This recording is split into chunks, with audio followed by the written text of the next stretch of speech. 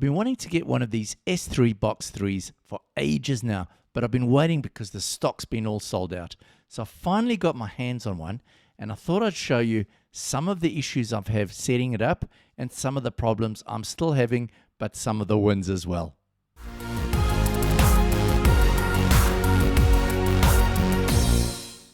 So this is a really nice looking unit.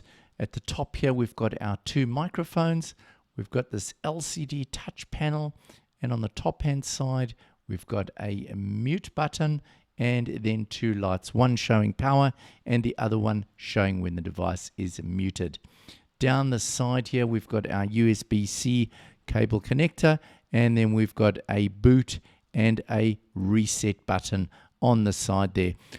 Sometimes you need to use the boot button, but in my case I didn't find I needed to. So at the bottom here we've got this connector, and this connector connects us into the base unit. So it's a really nice little base unit. The one that I bought has just got these breakout pins on the back. It's got a USB-C out and it's got a USB-A in on the side over here. So to set your S3 Box 3 up is pretty easily. You just go along to this Home Assistant page, scroll down, find the connect button, plug a USB-C cable in, one that is allowing data to pass through it, and then you go connect. This is what you do. You select the USB JTAG device here, which is already paired. We click on that and we go connect. And then all we do is we press this install voice assistant. So once my unit had finished flashing, it went back to this screen instead of allowing me to add my Wi-Fi password. So I looked around on the internet and I found a fix. Basically, you need to click the login console button and the back button. It says 10 times, but I eventually ended up doing this about 20 or 30 times before I got it to actually pop up with the Wi-Fi and select the Wi-Fi, and then it would eventually connect to my Wi-Fi. So once you've got the S3 box connected, this is what you'll see in Home Assistant.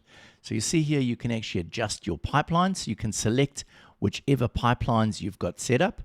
You can also go along here and you can have the display conversation. So that will print the answer at the bottom of the screen, which is really important because as you'll see later, my device is actually not speaking back to me. You can do a factory reset. We don't need to do that. We can do this finish speaking detection, relaxed to aggressive. I've played around with this. Doesn't seem to make much difference. As you can see, the firmware is up to date. It's been updating almost every day. So it looks like the guys are doing a lot of work on this.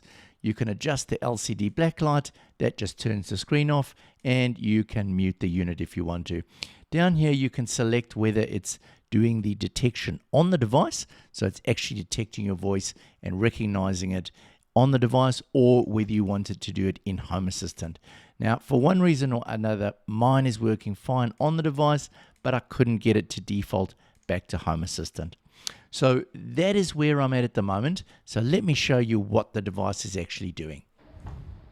Okay, Nabu, turn off the light. Okay, Nabu, turn off the light. As you can see, sometimes it reacts to my voices, other times it doesn't. Okay, Nabu, turn on the light. So when it works really well.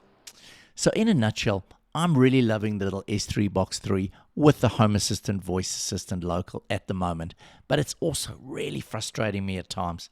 So please let me know what your feedback has been as to what your experience has been with this device. If you've got one, or if you're planning to get one, please let me know.